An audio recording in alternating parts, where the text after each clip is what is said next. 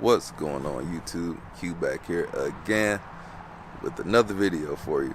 Today's video, I'm about to tell you what I love most about my 2023 Acura Integra. So this has been my daily driver for a minute. As you can see, the M2 is gone. Another video. But the 2023 Acura Integra, I personally picked this car to be my daily driver. So I needed to be on family duty because I hate driving the Blazer. It's always here, never do videos on it. So the Integra is the car that I chose to do all that duty. So it has to do a lot of things right. So it has to be sporty, it has to be efficient, it has to be comfortable, it has to have a good audio system, sunroof, and this has all of those things. It's not the best at everything, it's not the speed car, but has a great handling chassis. So I'm about to get into the things of what I love most about this car. Cue that intro, and here we go.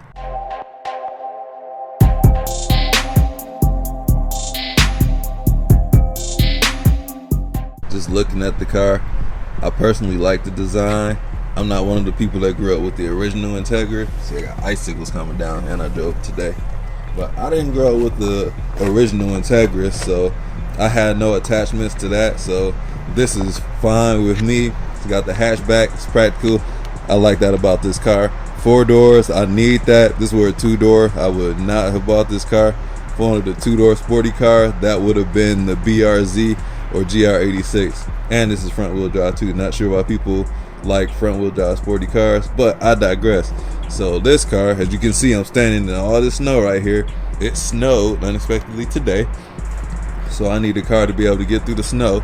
And yes, the WRX does have all-wheel drive, but for the snow that I get through and when I have to drive in the snow, it's overkill. I don't need all-wheel drive. It's good to have, but I don't have to have it. So this car, I think it looks very sharp, sleek, like the side profile.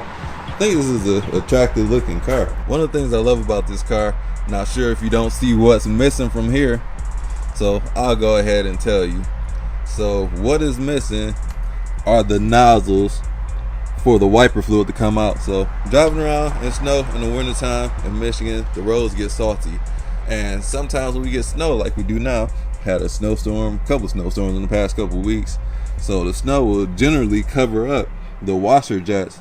So the Integra, I've never seen anything like this before, how the water jets are on this thing. So let me show you guys how that works real quick. All right, so let me crank the car up, watch them windshield wipers smack the windshield. That scared the crap out of me the first time that happened. So about these windshield wiper jets, let me clear the window off first.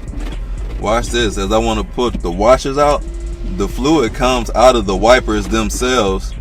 So that is very necessary. It's so helpful when it comes to driving in the wintertime, especially when it's snowing. It just makes life a lot easier having the nozzles like within the windshield wipers. I have no idea how they even do that or how that even comes out. But yeah, that's the kind of engineering I like. So that wiper design, like that. So one of the things that attracted me most to this car is the interior, and these red seats to be exact. You got the leather on the outside, micro suede down the middle, and this is like a rich red, man. I love this. Second choice would have been the orchid color, which is like a white leather with the micro suede inserts as well, but I prefer the red, and this looks really good. And these are comfortable seats as well. Took many road trips on this for thousands of miles. Feels great. And this car, man, as a daily driver, you can't really get much better than this. So another thing that I really love about this car that I haven't seen on any of the other cars I've driven before is this feature that I have here. And it's mainly for the kids, because I got younger kids. They sometimes struggles with buckling up. See, I got one in the booster seat still, but I have a system on here that tells me who's buckled up in any seat. So let me show you. And it's generally the first thing that comes on right here. So as you can see, my seat is red, and whoever's sitting in whatever seat, they'll be red until you actually buckle up. You turn green. So it does that for the back seats. Well, actually only does it for, not sure if it does it in the middle seat in the back, but that is something that's great to have, and it kind of defaults every time the car turns on, so that's perfect for me. So when my kids are in the car, I do not pull off until they are buckled up. And just looking at this sensor on the screen here, I can assure that they are buckled up, because it's going to be green when they are buckled up. So even with the booster seat, it doesn't show my daughter when she sits behind me as an occupant in the seat, so it doesn't show up as red, it's still gray. But once she buckles up, it turns green, so it realizes that there's an occupant there. Yeah, this is a super safe car. It's got like a bunch of safety features, man, like almost to the point where it's too safe. But this is the kind of stuff that you need as a parent or a responsible parent. This makes being a parent easier.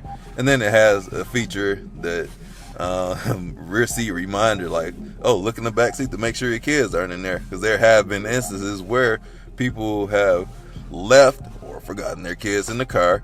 And yeah, I guess some people need a reminder for that, but it has that. So get into my most favorite feature in the car. It's not really a feature, but the audio in this car. I have not heard an audio system in any car at any price point that sounds better than this. And I've been in some pretty expensive cars before. This sounds better. It sounds better than the M2. Sounds better than the Bang & Olufsen and the Audi RS7 that I drove. Any car that I've driven, the Cadillac Boses, the ZL1 definitely. This is just a well-calibrated system. The music is crisp. It has bass. This is better than the Bose and the Civic Si as well. This is top notch, and I'm shocked that it's in this car at this price point. So the audio system here, it's the ELS audio system with 16 speakers. They're everywhere. We got speakers up here in like the ceiling. We got it in the A-pillar or down there, the rear seats. And we got a subwoofer in the trunk. Like, the acoustics in this car are supreme. Like, these ears have not heard better than in this car. So this is why I love this car as a daily driver. Just being in here it's just a great place to be. Minus the heated steering wheel. I'm gonna put that in every video, Acura. So if you're watching, make the heated steering wheel standard. So between the audio and this feature I'm about to mention, I don't know which one that I enjoy as my favorite feature in the car, but I use the audio every single trip. But this feature right here that I'm about to name, that's the adaptive cruise control with the lane keep assist that makes for an autonomous driving experience. That works together so well to where I have to put in minimal effort to drive this car. Now, I generally only use it on road trips, but that alone, I was able to go on like 2,000-mile road trips solo in the month of December alone. And that's something I have never driven that far before. I've driven I think the furthest I've driven was to Tennessee, but I was able to drive all the way down to Florida. Shout out to Race Car Friends. Shout out to Hunter Gang Nate. Met them up down there. Shout out to Blueprint 1LE. Just went live on his video. We just did a collaboration. So go ahead and check those out. Yeah, without these features in this car, I wouldn't be able to do that trip alone, because fatigue would set in, and just the way like the car just handled, it is smooth, and I trust it. That's huge, because normally me myself, that's something that I didn't think I would ever use in the car, but I have it. I was like, let me try it out. And I tried it. I'm like, oh, this is kind of game changing. Now I love it. So that's the reason why I got to keep a car like this around, because that's the game changer to me, man. I didn't know I would like it, but I love that feature, and it works so well in this car. This thing right here, gotta have this. This is the joy of this car to me. I've driven the CVT, and the manual is just a more engaging experience to me.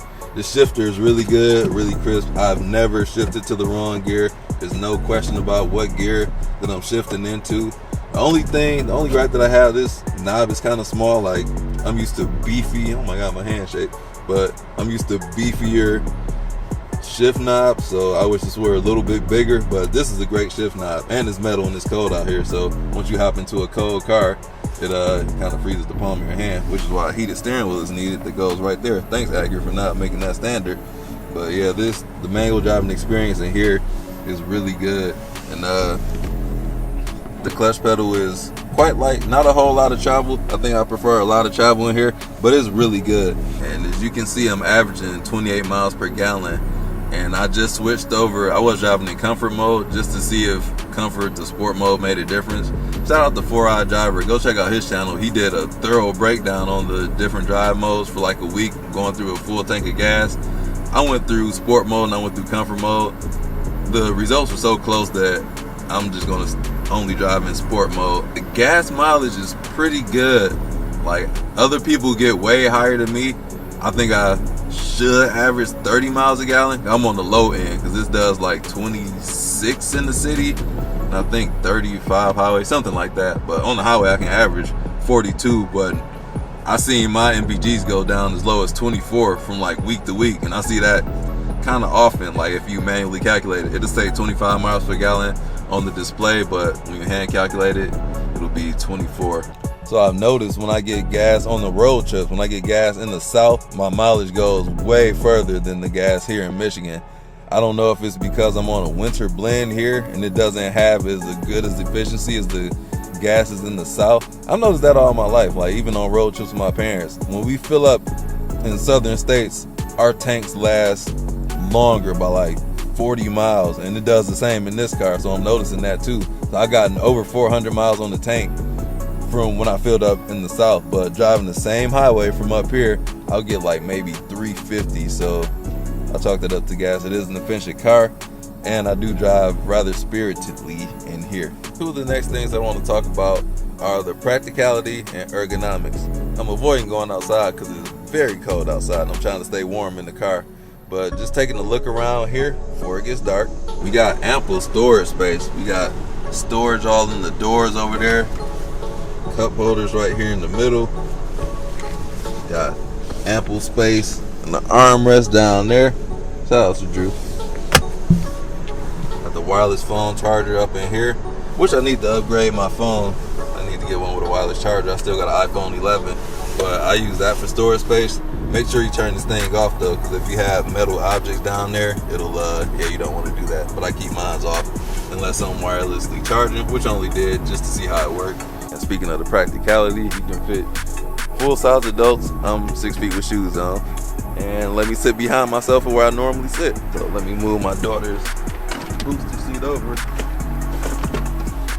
and I'll have no problem getting behind me. Don't even have to watch up. Gotta watch my head. I lied. But I'm sitting behind myself. Got ample room. Look at like all this room. This is where I normally sit.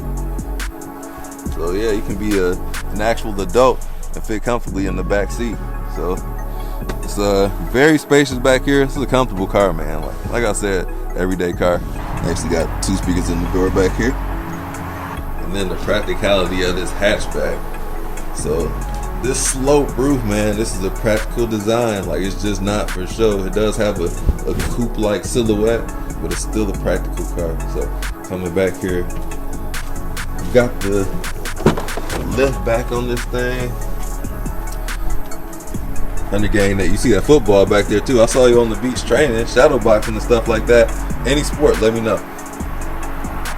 But yeah, this thing is super practical, man. Got LEDs in the back, and there's a subwoofer back there too, so you can put large items back here. This is a huge enclosure. This is bigger than the trunk. I think this might actually be bigger than the rear space on the Blazer. Let me go see. Okay, the Blazer's locked. This car actually pays homage to the original Integras with it embossed in the front bumper. Does that on the old one, and yeah, that's about as far as the comparisons go with the old one. Front wheel drive, about the same power as the 1990s version of the car. And the slow back roof. It's not the sporty version of it, but that's soon to come. We got the hatchback. It's probably where the similarities end right there. But I like this approach lighting. Like when you get close to the car, when the doors, when you approach it, the lights of the handles light up and the interior lights up too. So if you're walking to a dark car, it illuminates it for you. I think that's a cool feature to have. It's very convenient, especially when I'm in my dark garage, walking up to it, I can see the area around me. Or if I'm in a dark space, it kind of lights that up. So that in a nutshell is what I love most about my Integra. It's a phenomenal daily driver, and this is a fun car to drive when I want it to be. So it does a lot of things well. Like I said, it ticks a lot of boxes. $37,000, so is it worth it? You be the judge of that. That's my take on the car, coming from an everyday user, need practicality, just a regular consumer with a car that does some things well with a sporty suspension. So that's Q's recommendation on the 2023 Acura Integra. So let me know what you think down in the comment section. Don't forget to like, comment, and subscribe check out my channel, and I'll catch you all in the next video. Peace out.